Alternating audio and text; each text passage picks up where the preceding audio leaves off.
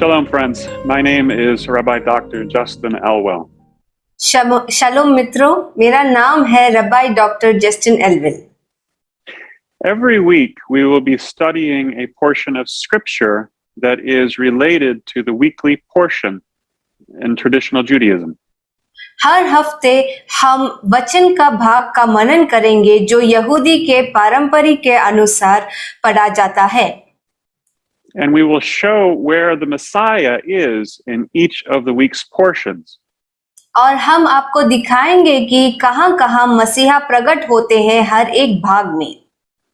As he is our hope and the one that Moses wrote about. और जैसे वो हमारे आशा है और जिसके बारे में मूसा ने लिखा है।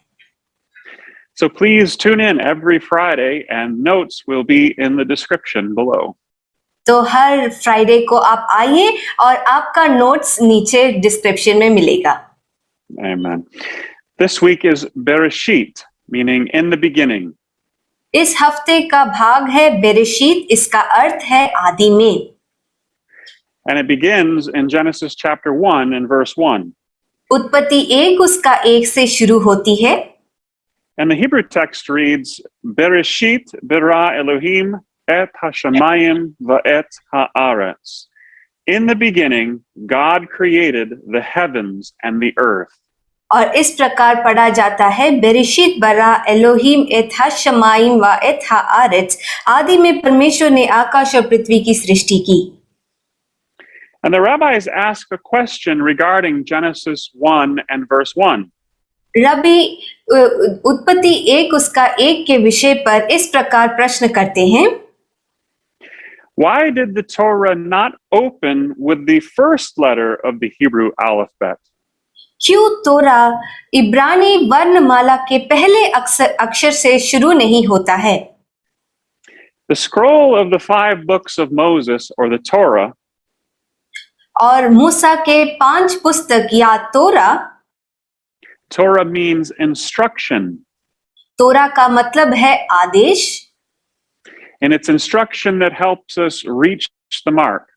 और ये आदेश है जो हमें सही मार्ग में लेकर जाता है। And Paul references this in Romans chapter 10 and verse 4.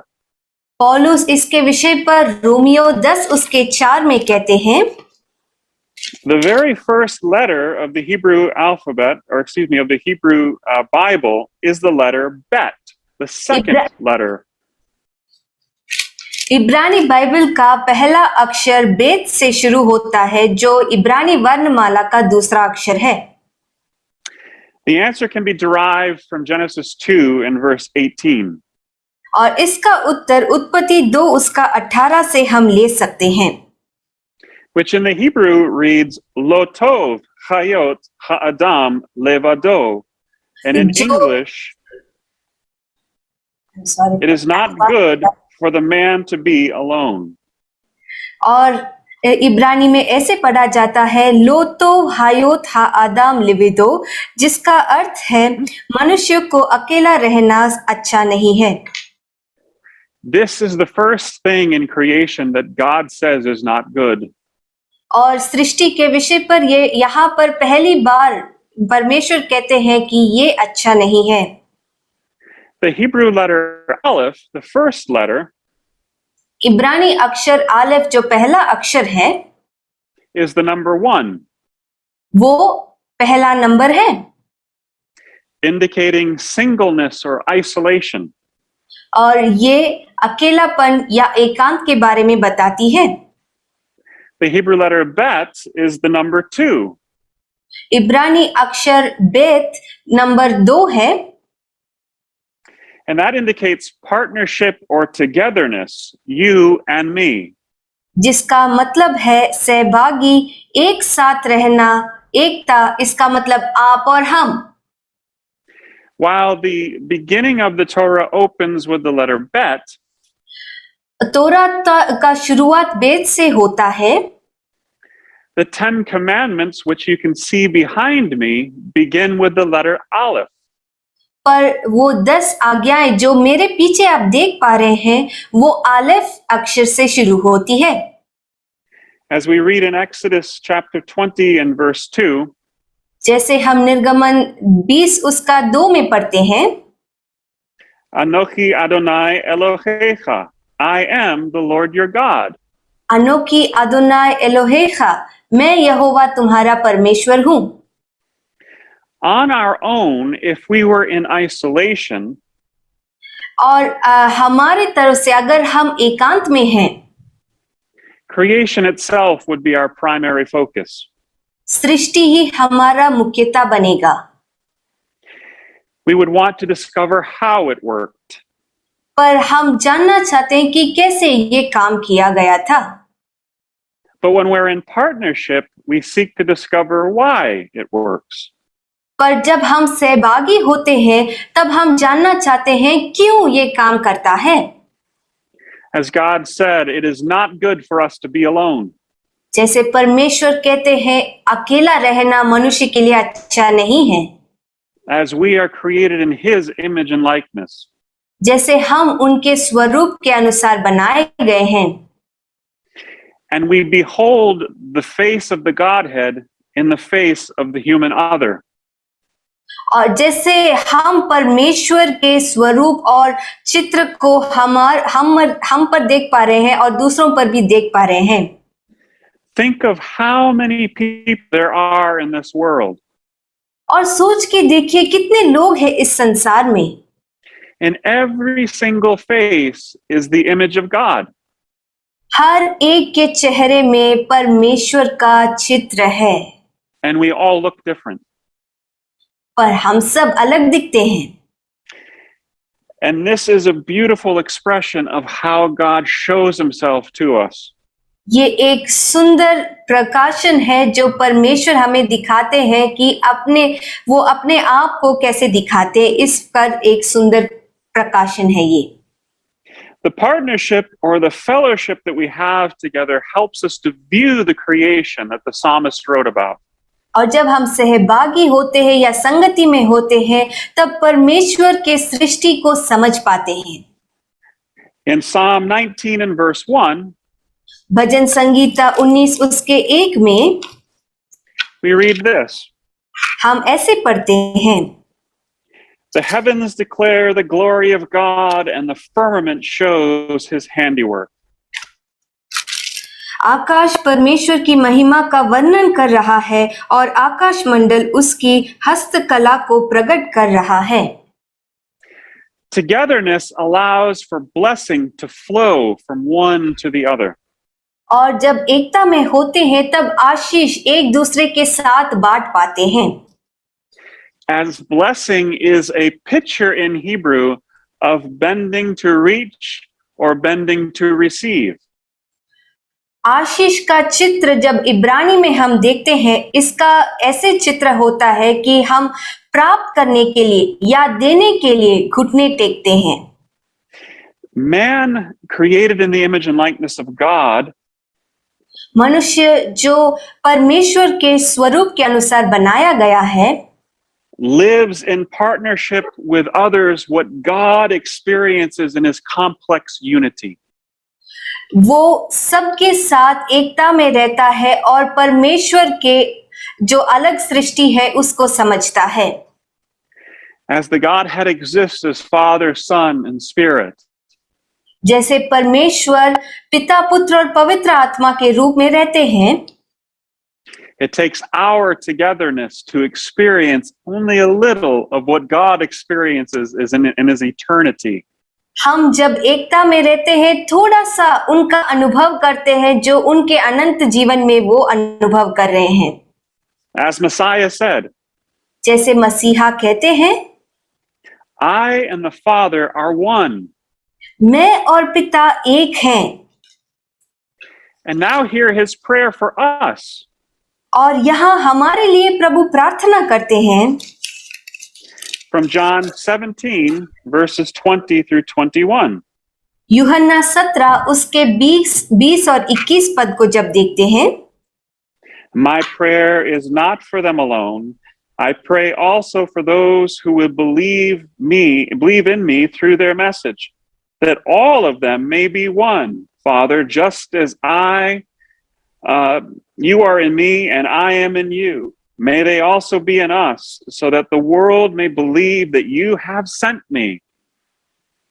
मैं केवल इन्हीं के लिए विनती नहीं करता, परंतु उनके लिए भी जो इनके वचन के द्वारा मुझ पर विश्वास करेंगे, कि वे सब एक हों, जैसे तू है पिता मुझ में है और मैं तुझ में हूँ, वैसे ही वे भी हम में हो, जिससे संसार विश्वास करे कि तू ही ने मुझे भेजा है। The two of us speaking are witnesses of God having sent Jesus. और दोनों का बातचीत जो है, ये एक साक्षी है कि परमेश्वर ने हमें भेजा है And that God sent him and others are joining into that unity with us. कि परमेश्वर ने ही यीशु को भेजा है और जब हम उनके साथ होते तब हम एकता में आते हैं। Part of the fundamental belief of our faith is the resurrection. और हमारे विश्वास का आधार है पुनरुत्थान। I want to give you a simple way to see the resurrection. मैं पुनरुत्थान को देखने के लिए एक आसान तरीका आपको बताना चाहता हूँ। The two of us have come together because of Christ. दोनों एक साथ मसीह के कारण आए हैं। There is no other reason for you and I to be speaking. और आपको और हमको बात करने का और कोई कारण नहीं है, But the resurrection of Jesus. पर यीशु मसीह का पुनरुत्थान। So when we all come together as believers in Christ, हम जब विश्वासी के रूप में एक साथ आते हैं, we are doing so because of the resurrection. हम यीशु मसीह के पुनरुत्थान के कारण ही ये कर रहे हैं। And in that unity, और उस एकता में we are proclaiming that God sent Jesus. हम ये बात की गवाही दे रहे हैं कि परमेश्वर ने ही यीशु को भेजा है। So when we look at the creation of man, तो जब हम मनुष्य की सृष्टि को देखते हैं, God created man by word, hand, and breath. परमेश्वर ने मनुष्य को वचन के द्वारा, अपने हाथों के द्वारा और श्वास के द्वारा बनाया है। He spoke, "Let us create," उन्होंने बोला कि हम बनाएंगे। He took the dirt of the earth, धरती से वो मिट्टी लिए and then he breathed his spirit into us and brought us to life. और उनके श्वास को हमारे अंदर फूंक के हमें एक जीवित प्राणी बना दिए। Therefore, as Moses wrote, इसलिए जैसे मूसा लिखते हैं and as Messiah quoted, और जैसे मसीहा ने भी इस बात को स्मरण किया, in Deuteronomy 8 and verse 3, और यीशु मसीह ने व्यवस्था विवरण 8 उसका 3 को स्मरण दिलाया हमें। man shall not live by bread alone, but man lives by every word that proceeds from the mouth of God. मनुष्य केवल रोटी ही से नहीं, परंतु जो वचन यहोवा के मुंह से निकलते हैं, उनसे ही वह जीवित रहता है। Word, spirit, potter's hand. वचन, आत्मा और कुम्हार का हाथ, Has worked us all together as one. ये सब एक साथ काम करके हमें बनाया है। So now as your home enters into the rest of Shabbat, और जैसे आपके घर में शबात को आप मना रहे हैं, I pray that you look at your family and your friends और मैं प्रार्थना करता हूं कि आप आपके परिवार और अपने मित्रों को देखें, the image of God जो परमेश्वर के स्वरूप में है, that is in them, जो उनके अंदर है, and they will see the image of God that is in you.